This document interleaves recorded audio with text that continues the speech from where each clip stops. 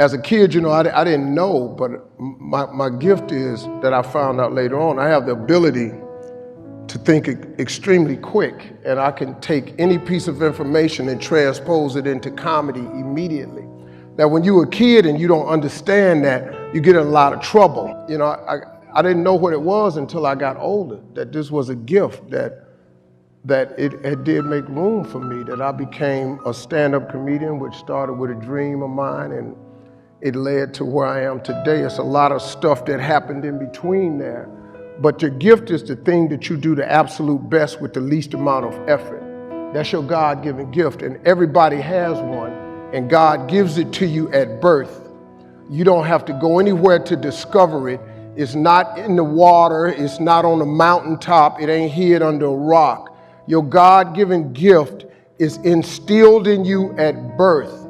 If you pursue that as opposed to your passion, there lies your greatest chance for success. The problem with people is we don't pursue our gift oftentimes. We try to go get an education and make it think that's going to get us somewhere, and then we try to pursue a passion. If you identify that gift, man, that gift is the thing that can make you great.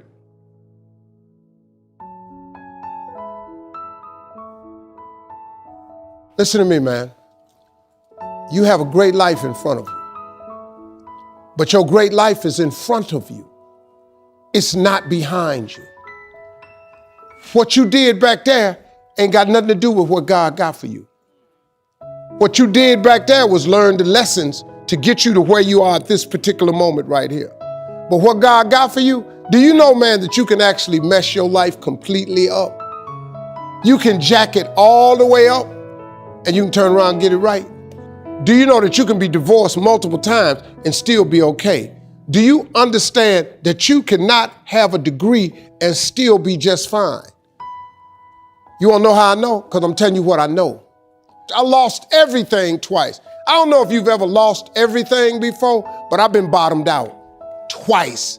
I done seen rock bottom 2 times. I've been through some walls up in here, man. I'm just trying to tell you, man, God is really with you. Matter of fact, write a book on how to make it without God. Because I want to read it. I want to read the first page. And then I want to read the last page because there ain't going to be but 2. God is in the forgiving business. You can make all the mistakes you want to make or think you shouldn't make. God is in the get it together business. If you got dreams and visions, I got news for you. God is in the make your dream come true business. He did it for me. How he won't do it for you? A lot of y'all better than me. I'm just gonna flat out tell you. Most of y'all ain't done what I had to do to get to where I am today. You just ain't had to do this type of dirt. You ain't been homeless, so you ain't got to scrap like me. Most of y'all didn't come, you're not old as me. I've overcome it all because I have a relationship with him. And you can listen to me and tell that I'm not a perfect person. I have my flaws. I am a flawed human being, but guess what? You are too. You ain't got it all together. I dare you to say you do. I make a lot of money, man, but guess what? I ain't got it all together. I'm hurting. I'm hurting, man.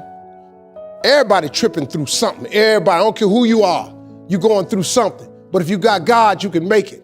I'm just telling you this little piece of information. I don't see most of y'all most of the time. So you're sitting here, you're kind of looking at me a little bit odd. Why Steve talking like this stuff? I'm just trying to put you on game. Because let me tell you, all y'all want to be successful and you want to be happy, but you got to get there. It's a shortcut to getting there. The shortcut to getting there is the relationship with God. If you try it without him, you're going to fail miserably. You're going to sink, man. It's going to be ugly for you. Now, this is what you got to do. Identify your gift and get busy with it. God gave all of you a gift.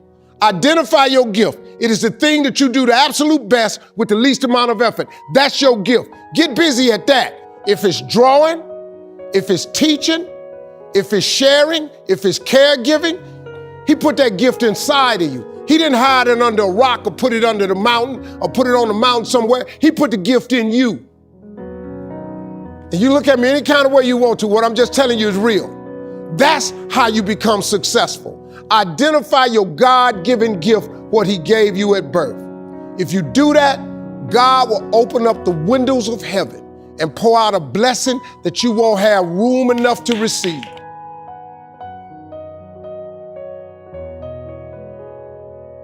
If when the alarm clock goes off in the morning and you ain't happy about it, you ain't doing what you want to do.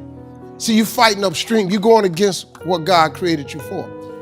If your job makes you sick to go to, if you're unhappy with waking up to go to where you got to go, it's because you ain't living in your gift.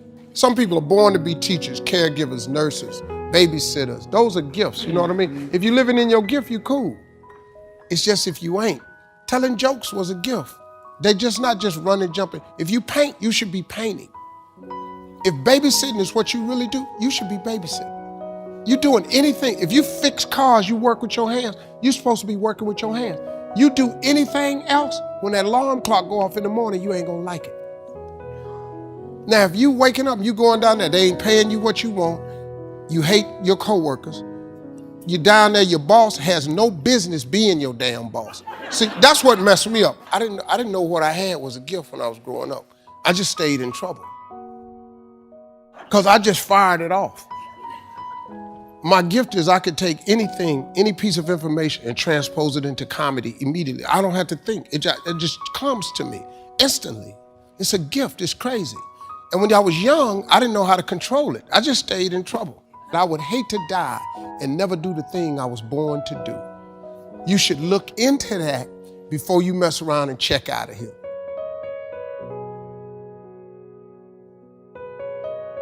I mean, it is what it is, you know. It's COVID. This is the first time that the entire world has had the exact same problem. I mean, we just have to deal with it, you know. It's not just happening for Americans. It's not just happening for the poor. Rich people catching it. You understand? This can attack anybody. So it's something we all got to pay attention to. A lot of people are looking at this the wrong way. There is a blessing in everything.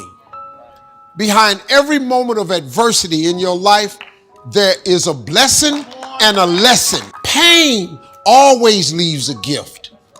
Always. It's not going to change for you. It's COVID for everybody. This ain't just you. Your world 42 ain't finna crumble because you got to change your career. You have to change your career. You just said it in the question. Maybe it was time for you to move on. Don't worry about the people that God has removed from your life. He saw things you didn't see.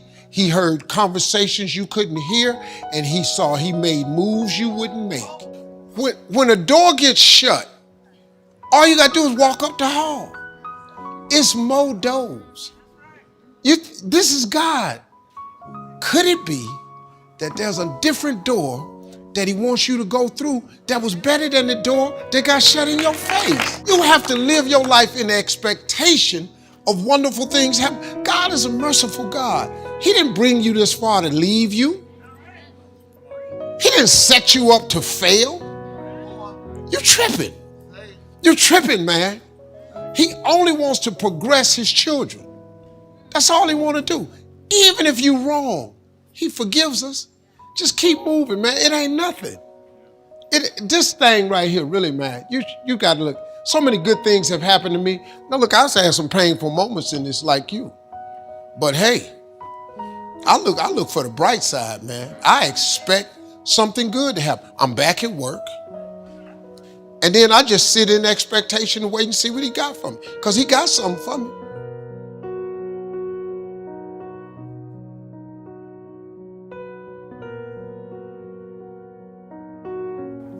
Your gift will make room for you. Now, what is your gift? It's the thing that you do the absolute best with the least amount of effort. That's your gift. Quit running away from the gift. Your gift will make room for you. Stop trying to be something you ain't gifted at. Nobody asked you to go down here and study to be a dentist, and you ain't really good at that. Listen to me. All of you have this gift. Identify it. It's the thing that you do the absolute best with the least amount of effort. That's what you should be doing. You're wasting your time pursuing your passion. What are you gifted at, and do that? Stop tripping. You can do that. If you fry chicken better than everybody you know, you ought to be somewhere frying chicken. People make millions of dollars frying chicken. Popeyes, Kentucky Fried Chicken, El Pollo Loco. All they doing is making chicken. They just found a way to do it. Somebody just started making chicken. You know the story of Marie Callender's? Do you know what this woman did, man? She worked for a diner, a greasy spoon diner that was going out of business. It was her only job. She was a single mother. It was her only job. She needed that job, but the diner was gonna close. So she went to the owner of the diner and said, let me bake one of my pies. People like my pies, and see if I can help you make a little money. He said, whatever, bring it in. She bought one pie in. They sold every slice. The next day, the people came in and asked for the pie. She had to go home and make another pie. The next day, so many people asked for the pie, she had to make 4 pies. Then people started saying, can I buy my own pie? She made so many pies at this store that she eventually saved her money and put a commercial oven in her house. Now, she done made so many pies, the dude's shop, he ain't selling hamburgers no more. All he's selling is them damn pies. That's how Marie Callender got started. Marie Callender now has over 120 restaurants. You can't go to no frozen food section without seeing Marie Callender in there. When I was Steve Hightower, Kings of Comedy, when I had that hair, the dude that cut my hair, I met him in 1986. He cut my hair for $10. I remembered him. When I got on TV, I hired him. He came out there, he started making $300 a haircut. I paid him $10. He had been with me so many years that he was making $1,500 per haircut. I was getting my hair cut 4 times a week for television and touring. I paid him $1,500 each time. He was making $6,000 a week. You know what he was doing? Cutting hair. That same haircut I paid $10 for in '87. This dude was cutting it now for me for $1,500. That's his gift. Friend of mine we grew up with, all he did was cut grass. He had a single blade lawnmower that he pushed. He was so good at it, he could raise the blades up and lower them. He could cut patterns in your grass. We little, I'm going, hey man, we going swimming. Now I gotta cut Miss Jackson grass. He could cut patterns in your yard. He could put your initials in your grass. As a little boy, $2 for the front, $2 for the back, $4. We used to laugh at him all the time. Well, let me tell you what we laughing at now. He got a landscaping company in Cleveland. You know how much this boy making? $4 million a year. You know what he do? He cut grass. He got 38 trucks. He got all the contracts in the city, malls, corporations. And when it snow outside, he do such a good job cutting the grass, he put plows on the front of his trucks, and he got all the snow removal contracts. This boy making $4 million a year, and you know what he do? He cut grass.